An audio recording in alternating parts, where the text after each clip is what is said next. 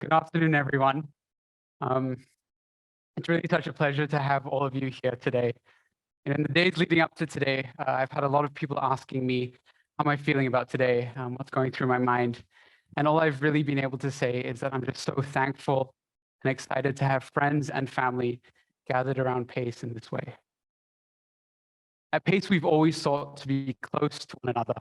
And many of you would have undoubtedly felt that, undeniably and perhaps uncomfortably, as we turned up to your houses, knocked on your doors, and passed you your copies of Pace Journal. We desire closeness, but through these early years of Pace and the pandemic, these two things were so closely intertwined that this desired closeness hasn't been easy. In light of all these past few years and everything that they've been, being able to gather like this today is something that we're so grateful and thankful for. It's something that stirs such deep gratitude and joy in all of us. And so though Sharon has already said it from the depths of our hearts, I want to say it again. Welcome to the launch event for Pace Volume 2, and thank you all for being with us today. I guess we can clap for that, right? Not for me, but for the teams, for Pace, for all the contributions, for everything that God has been doing in and through us. We started Pace Publishing with the hopes of using words wisely and winsomely in a world where words are so often harsh and hurtful. And with the launch of Volume 2, we're taking another step on that journey towards the realization of that hope. All of our lives are complicated. They're full of contradictions, fear and hope, light and dark, sin and salvation.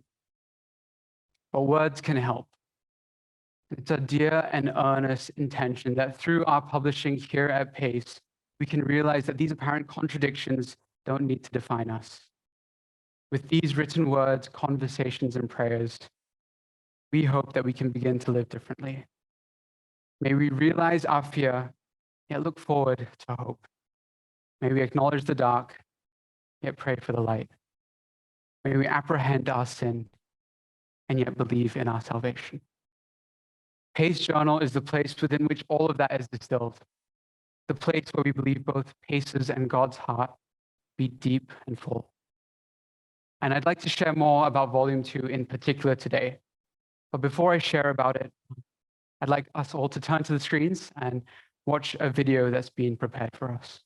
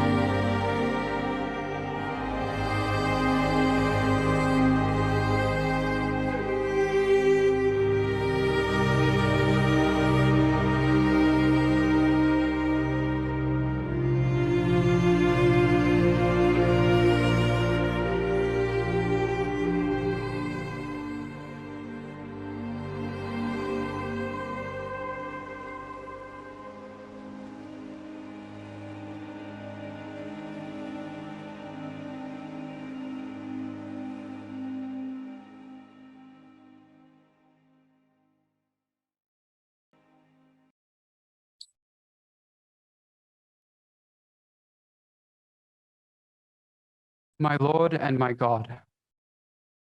Those are the words that St. Thomas the Apostle spoke as he pressed his hands into the resurrected Jesus Christ's side. To borrow words from our contributors in Volume 2, as Thomas probes the wounds of the incarnate God, there is an epiphany of realized intimacy. Whether it was said in a whisper or an exclamation, Thomas's words are acknowledgments of the truth that changes him forever. Jesus Christ is risen, and Jesus Christ is here. Neither saint nor apostle at that moment, the present God, revealed in the incarnate Christ, is made known to Thomas. The experience of the present God is not one restricted to Thomas alone. Through the whole story of God's work in this world, he's come close to creation. Volume 2 reminds us of that precious truth, that God has come close to creation, that creation may know him. There is a God with a name and a face who invites all of us to draw close, and he offers us a future of eternal closeness, intimacy. We're all about words at Pace, and perhaps even more so the written word.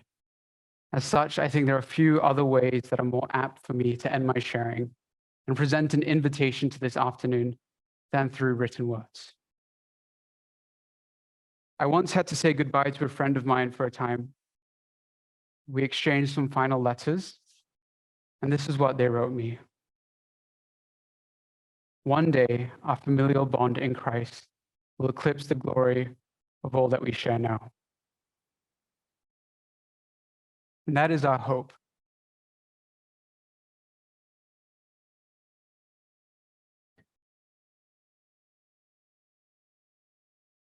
That there is a day to come, a day unlike any other, one that doesn't end, in which there is a future of perfect intimacy with one another, with creation, and with Christ the King.